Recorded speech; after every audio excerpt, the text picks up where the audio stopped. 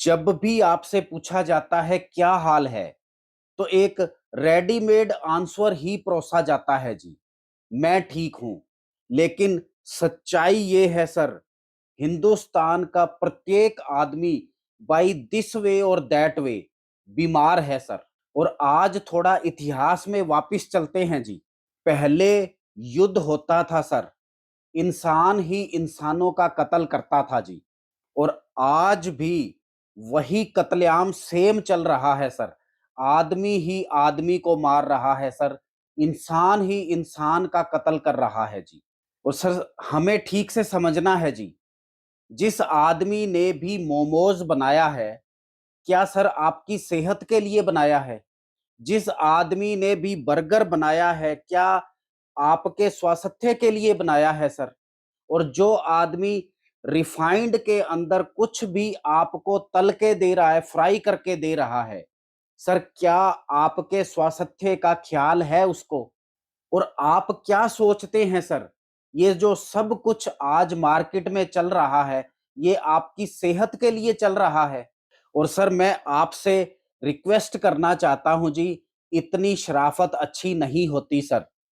उनके लिए सर आपकी सेहत कोई मायना नहीं रखती। उनका सिर्फ पर्पस एक है, कैसे अपनी जेब को समृद्ध किया जाए। और आपकी सेहत नर्क के अग्निकुंड में जाए बेशक। जिसने भी कोई प्रोटीन का डिब्बा बनाया है या चिप्स बनाया है, उसको आपके स्वास्थ्य से कोई सरोकार नहीं है जी। और ये बात ना जी पूरी गंभीरता के साथ मुझे कहने देना जी, ये जो आपकी सादगी है ना सर, ये जो आपका भोलापन है, यही आपके लिए कब्र खोद रहा है सर। और सर जो बिल्ली है ना जी, वो कबूतर की सादगी के पीछे नहीं जाती जी। सिर्फ एक झपट्टा मारा और सब कुछ खत्म। और सर मैं आपसे बार बार कहता हूं जी, आपकी सेहत सर बहुत ज्यादा इंपॉर्टेंट है जी।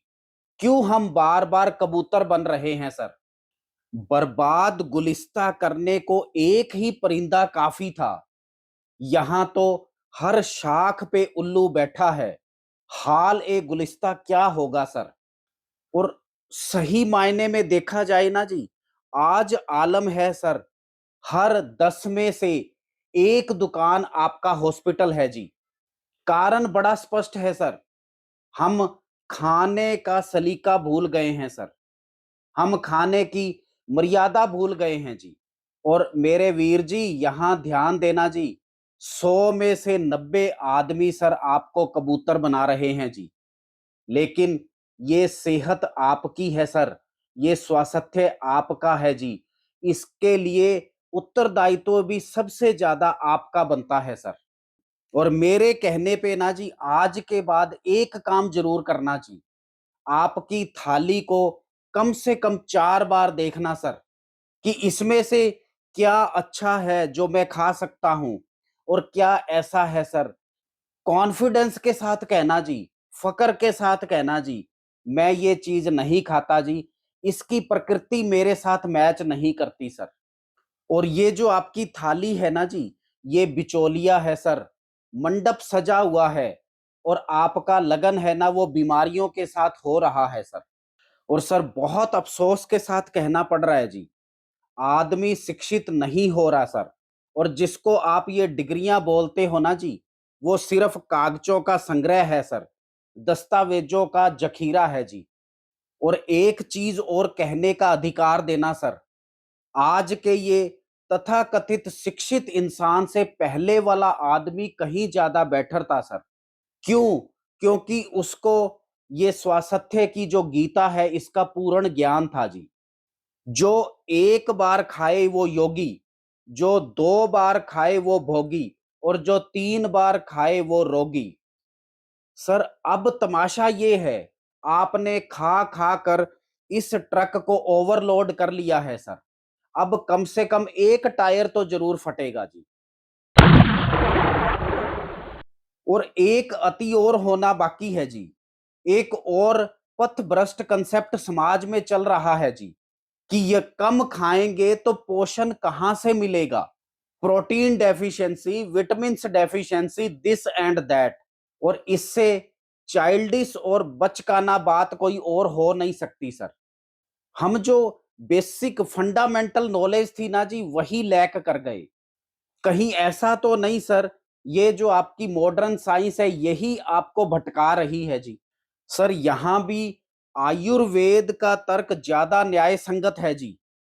आपने खा खा कर अपने डाइजेस्टिव सिस्टम को इतना सुप्रेस कर लिया है जी। आप भोजन पर भोजन लाद रहे हो सर, और ये जो भोजन का ढेर है ना जी, आपके अंदर भोजन पच नहीं रहा सर, ये सड़ रहा है, ये फर्मेंटेड हो रहा है। और जितनी भी आपकी डेफिशिएंसी है ना सर, उनका रूट कोज ये है कि आपने अपने डाइजेस्टिव सिस्टम को सुप्रेस कर लिया है सर। आपकी अज्ञानता ही आपको बीमार कर रही है जी। और फिर हम ढूंढते हैं जी, कहाँ है वो कागज की कश्ती, वो बारिश का पानी। और सर आप इतना खा रहे हो जी, आपका ये जो कोल्लू है ना जी, इसने काम करना छोड़ दिया है सर, इसलिए डेफिशिएंसीज हैं। लेकिन आज भी हम सर फेक नॉलेज के नशे में चूर हैं जी। और एक बात पूरी शिद्दत के साथ सुन लेना जी, आपकी जितनी भी ये कमी है, विटामिन की कमी, प्रोटीन की कमी, न्यूट्रिशन की कमी, ये कम खाने से नहीं हो रही सर, ये ओवर ईटिंग से पैदा हो रही है। और मैं पूरे विश्वास के साथ ये कह सकता हूं जी, यदि कोई एक चीज है जो आपको बीमारियों से निकाल सकती है, तो वो है जी सिर्फ और सिर्फ आयुर्वेद सर।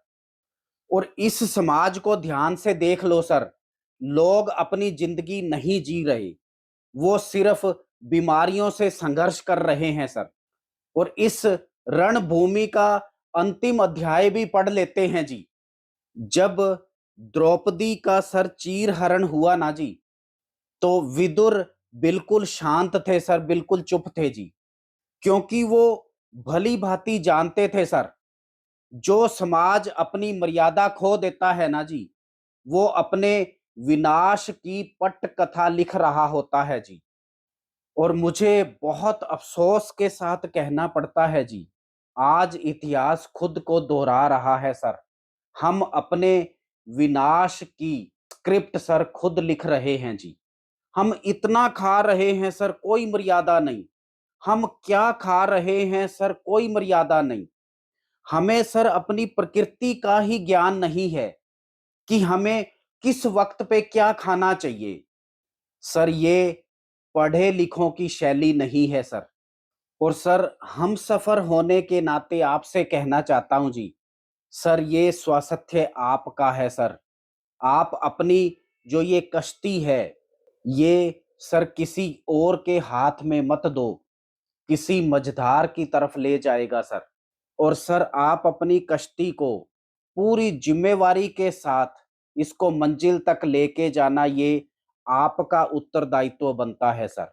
बहुत बहुत शुक्रिया sir. Thank you so much. Thank you so much. Waheguru ji का खालसा, वाहेगुरु जी की फतेह जी।